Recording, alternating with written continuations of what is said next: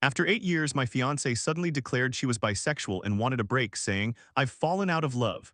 Heartbroken, I walked 3 hours to work, but a month later, she was dating someone else. Now I'm desperate to show her I've changed. Can this broken family be mended? Hello, back when I male 26 years old was in high school, I used to use BlackBerry Messenger, and that is how I met her female 27 years old. We were friends on BlackBerry Messenger for about 2 to 3 years before we decided to actually meet in person. At that time, we lived in different cities. During that period, I was in a relationship continuously. I refer to it as dating because it was high school and it was not as serious as my current relationship.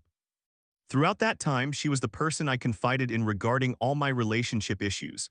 She was also in a relationship then. However, after about a week of seeing each other in person, she broke up with her partner to be with me. During that time, the only opportunities we had to see each other were when I went to my father's house on weekends. My brother's father's stepfather. I have never referred to him that way in my life, and it makes me feel uncomfortable, to be honest, was abusive to everyone in the house, which meant I was not allowed to go out much. In the summer of that year, 2014, my mother had him arrested while he was sleeping. I finally told my mother about her that summer, and my mother treated her like her own child. We planned a day out with my family and hers, and our mothers met each other. We both lost our virginity to each other that same summer. My mother allowed her to spend the night. At first, her mother was not very pleased about it, which is totally understandable. We were 15 and 16 years old. One day we decided it would be a great idea to get matching tattoos. I got a K with a crown and she got a Q with a crown on our hands. I don't remember the exact timeline of that, but I know she had to sign for me because I was underage. Anyway, she graduated from high school, and at that point she practically lived at my house. She would go to work and return by the time I finished school. Since I had to take a few extra classes, I decided to attend an adult school near her actual house, so I ended up living with her family instead. We both attempted to attend college twice, but neither of those attempts worked out for us. Fast forward to 2020, I proposed to her and she accepted. By that time, everyone, friends and family alike, wanted a relationship like ours. We were inseparable since we were young. People often commented that we were perfect for each other. We attended college together and even worked at the same place. In 2021, we found out that she was pregnant. We had been told by doctors that she couldn't get pregnant. For any women reading this, do not always trust your doctor. The following year, our baby was born. Honestly, we were never actively trying to conceive.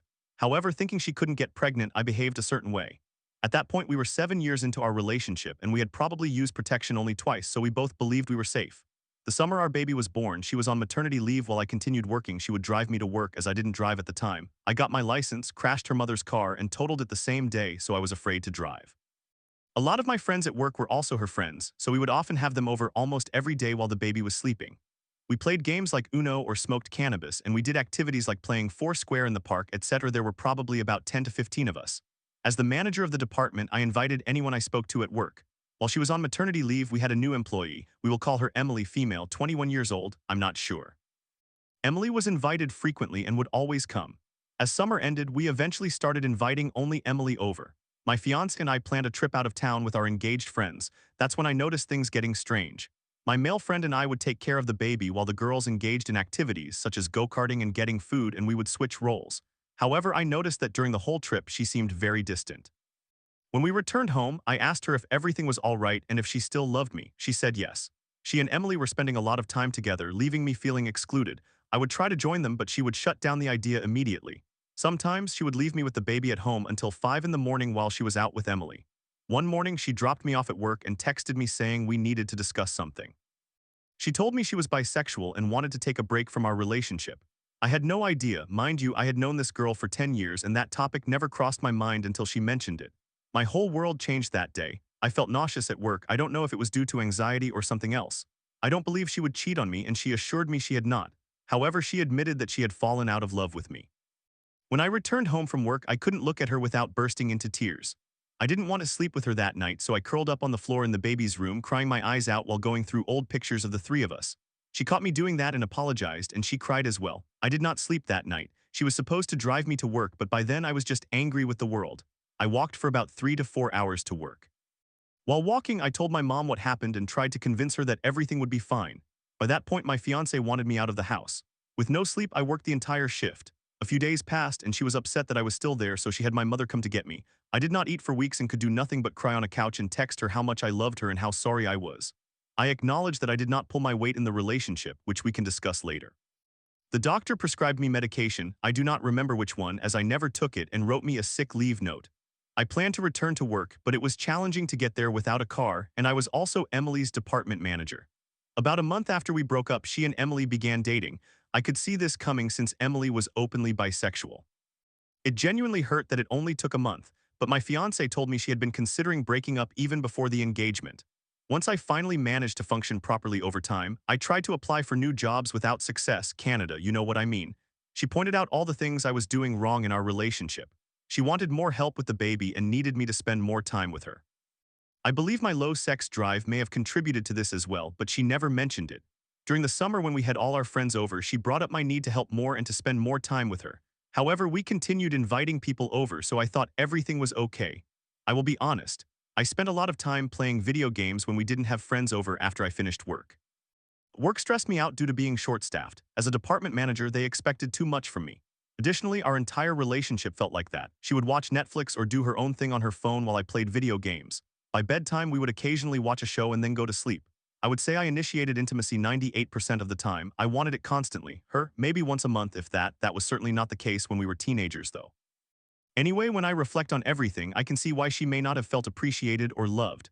That was never my intention, though. I never stopped loving her or appreciating her, but perhaps ceased to show it, which likely led to our breakup in the first place. She told me that if I had done my part, we would still be together. Fast forward to now. I am still unemployed. I applied through the government for a free year of college, but it was rejected. They only accept certain courses, and the course I want to take is not on that list. They took almost a year to inform me of this, by the way. They neither accepted nor denied my application, they just left it in limbo. As for work, I have been trying to find a job again without success. I decided to take out another loan for school, but of course, I have to get accepted into the course along with the loan, and I cannot pay the application fee until next month. Anyway, co-parenting has been going well, so that is positive. The baby comes over every weekend. For a long time, I couldn't even look at her when she dropped him off.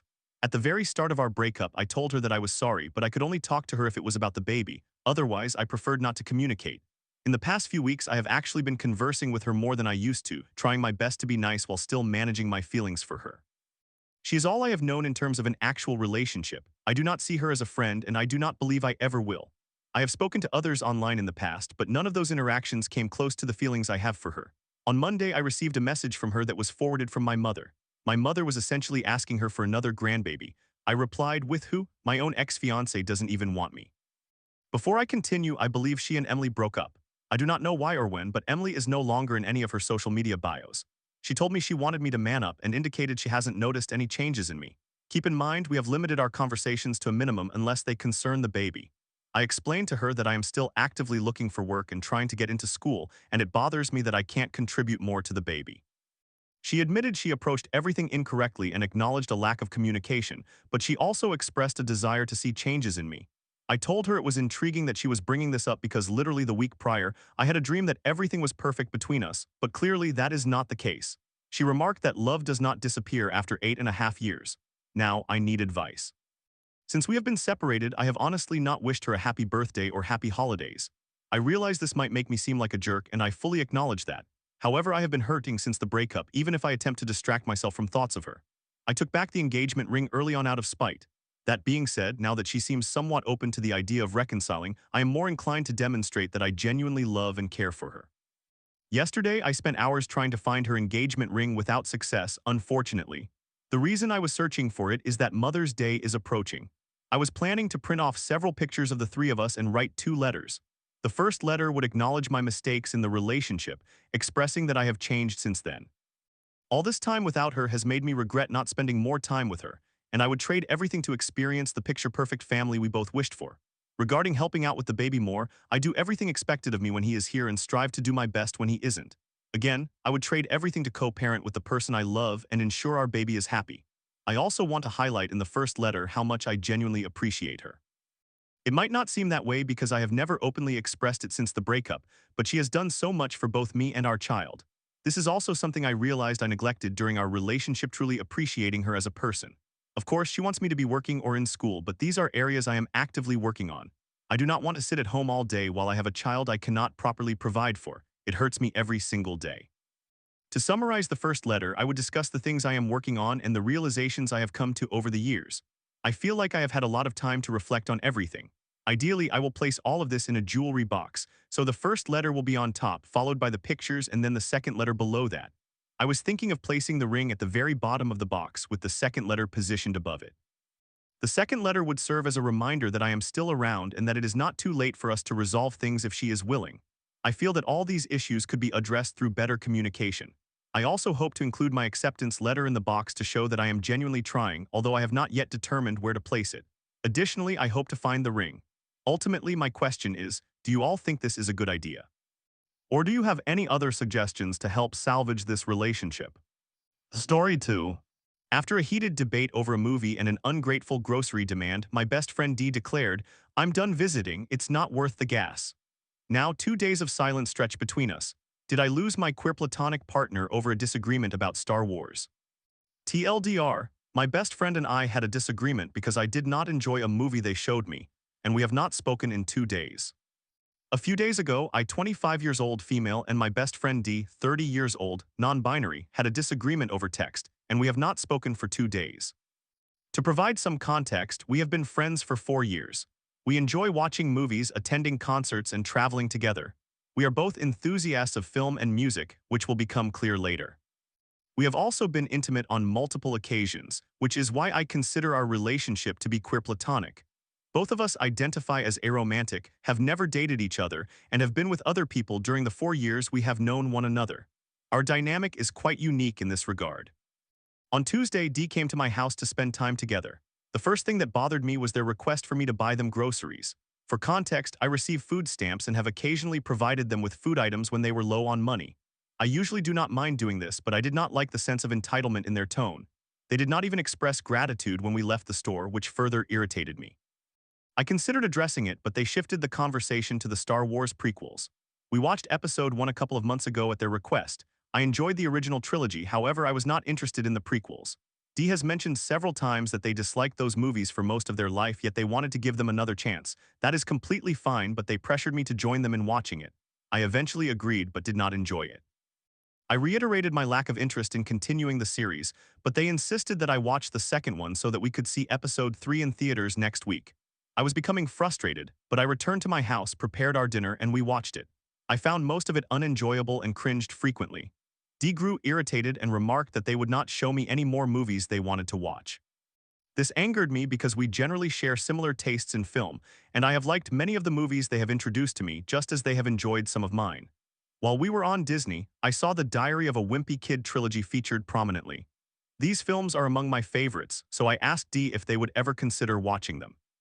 I knew they would decline since they have referred to the movies as Gen Z brain rot in the past, and true to form, they said they would prefer to harm themselves rather than watch them. I brought this up to test whether they would recognize their hypocrisy, but they completely missed the point. At least I have watched the first 2 films and remained open-minded. I mention this to illustrate that they do not allow me the opportunity to introduce them to certain media, yet they expect me to engage with everything they want to watch. I understand that friends do not always have the same interests, and I respect that. I would not force anyone to watch a film they clearly do not want to see. After the movie concluded, we continued to hang out in my room. I removed my pants and lay beside them in my underwear. In hindsight, I should have communicated my desire to be intimate, but I assumed they would interpret my actions as an invitation and make a move as they usually do. They did not and expressed a wish to leave early to secure parking in their crowded neighborhood. I felt disappointed, and after they departed, I conveyed that I felt undesired and missed our intimacy. They responded by stating that they are not my partner, that I need to stop depending on them, and accused me of using them for sex. This response left me shocked and hurt. I would never exploit anyone for their body, especially not them. They are aware of my past experiences of being used sexually. Moreover, I have not solely relied on them for my sexual needs, as I have had several other hookups and friends with benefits over the years. They also declared that they would never discuss Star Wars again because I was negative and whiny throughout the viewing. I acknowledged that I was a bit negative, but I had warned them in advance that I was not interested in watching the movie in the first place. I expressed my affection for the original trilogy and pointed out that their decision to avoid discussing the franchise altogether was unreasonable. They ceased responding. The following day, I reached out to them to express my feelings about how they basically demanded I buy them food without either asking or thanking me.